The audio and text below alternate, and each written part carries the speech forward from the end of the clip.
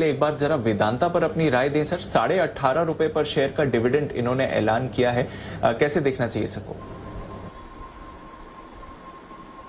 बहुत बढ़िया डिविडेंड है दीप। 18.5 रुपए किसी भी लिहाज से कम नहीं होते हैं। सबसे बड़ी चीज क्या है, इंटरिम डिविडेंड के तौर पर दिया है। ये अंदाजा शायद सब लोगों को नहीं होगा कि इतना बड़ा डिविडेंड काफी टाइम से ड्यू था, इनका आना भी था, बड़ा डिविडेंड आना भी था। कैश है कंपनी के पास, प्रोमोटर कंपनी वेदांता पीएलसी को कैश की जरूरत भी है, तो उस लिहाज से 18.5 रुपए का डिविडेंड वेलकम है। पहली चीज तो मैं ये बता दूं कि जिस दिन स्टॉक किसी भी प्राइस पर बंद हुआ हो, फॉर एग्जांपल वेदांता कल 298 रुपए पर बंद हुआ है, अगर उसके बाद किसी डिविडेंड का जो ऐलान होता है वो अगर उसकी क्लोजिंग प्राइस से 5% से ज्यादा है तो उसे स्पेशल डिविडेंड माना जाता है। यानी कि अगर 15 रुपए से ज्यादा कोई भी डिविडेंड अगर वेदांता आज देता तो उसे स्पेशल डिविडेंड माना जाता है। दिया कितना है? 18.5। मैं इसलिए बता रहा हूं कि काफी लोग मुझे क्वेरी करके पूछ रहे हैं कि एफएनओ फ्यूचर में, जो फ्यूचर्स में जिन लोगों ने ट्रेड लिए उनका क्या होगा, क्या नहीं होगा, उनका डिविडेंड एडजस्टमेंट कैसे होगा, वो समझ लीजिए। तो 5% से ज्यादा स्पेशल डिविडेंड है। स्पेशल डिविडेंड के केस में क्या होता है? स्पेशल डिविडेंड के केस में प्राइस का बेनिफिट फ्यूचर्स को भी मिलता है।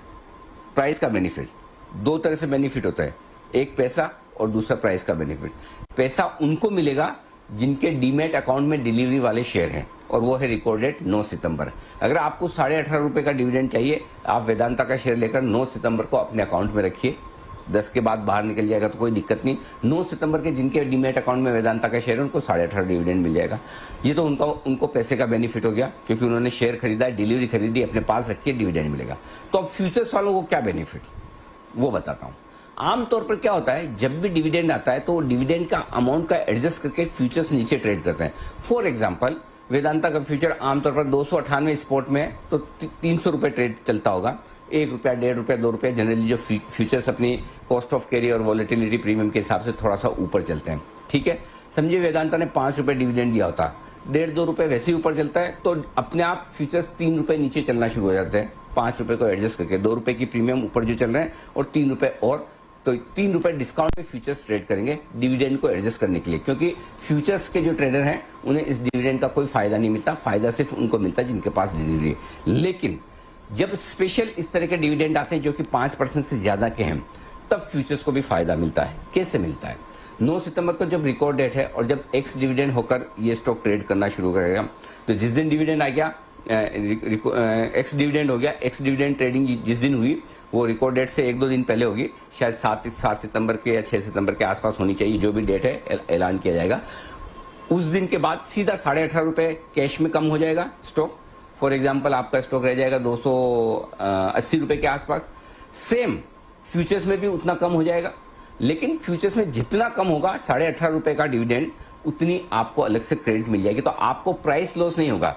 इसका मतलब ये नहीं कि आपको डिविडेंड मिलेगा, लेकिन डिविडेंड की वजह से जो भाव कम होगा एक्स डिविडेंड होने की वजह से, उस भाव का नुकसान फ्यूचर्स वालों को नहीं उठाना पड़ेगा। इसको अच्छे से समझ लीजिए।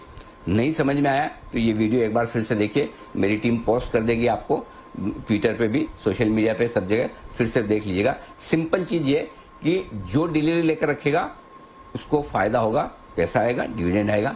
जो फ्यूचर्स में ट्रेड करेगा और 5% से ज्यादा डिविडेंड है तो उनको एक्स डिविडेंड होने के बाद जो प्राइस गिरती है डिविडेंड की वजह से 18.5 रुपए की डिविडेंड, वो 18.5 रुपए की क्रेडिट आपके पास आ जाएगी, तो आपको नुकसान नहीं होगा। ये चीज अच्छे से समझ लीजिए। ये तो बात हुई डिविडेंड के एडजस्टमेंट की। अब दीप स्टॉक पर क्या होगा?